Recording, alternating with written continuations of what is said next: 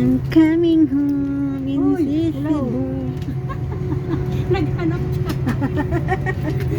Lagay mo sa taas. Naabot kami dito po rin kasi 2043 at 23. JHG. Dito sa gitna ako. Ay, Sa gitna ka na. Gitna ka na, ante. yung bago mo lagay mo sa taas, hindi na. Huwag na natin sa kanya na lang ilagay mo sa taas. Yan. Pwede rin sa atin dito daw sabi ni... Wala naman yung ano dyan eh. O, tago na natin yung video. Dito tayo sa pakpak. Maganda sa pakpak na kapwesto. Pakpak ba yan? Sakto naman sa pakpak. Hindi, maganda rin magpwesto sa pakpak. Manok, hindi pa tayo. Pag natanggal ng pakpak, harapa tayo. Ano lang. Pumunta kami sa 43, sabi 43. Ito, nasunod ako ng sunod dito. 43. 28 lang pala tayo. 23 siguro.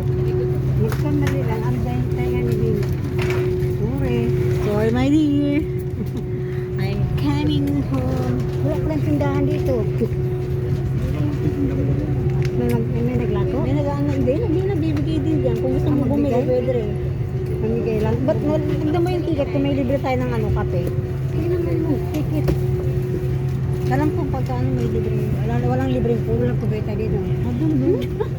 Meron dito, Wala umihi ka. isip talaga. Meron. Meron kung umihi ka, meron. Wala naman. So, tingnan mo. I'm coming home, I'm coming home. Welcome aboard Cebu Pacific. Make first moments happen.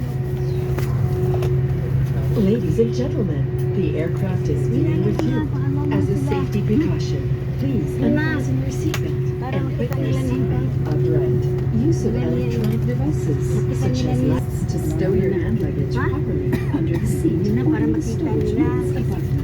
If you are seated next to an emergency exit, read carefully the passenger briefing card located by your seat. If you do not wish to perform the functions described in case of emergency, please ask the cabin crew to reseat you.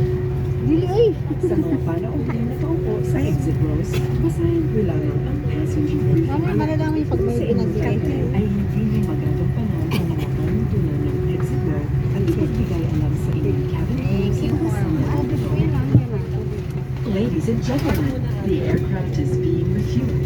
As a safety precaution, please unfasten your seatbelt and put your seat back upright. Use of electronic devices such as laptops, mobile phones, tablets, and any smart using equipment is not allowed.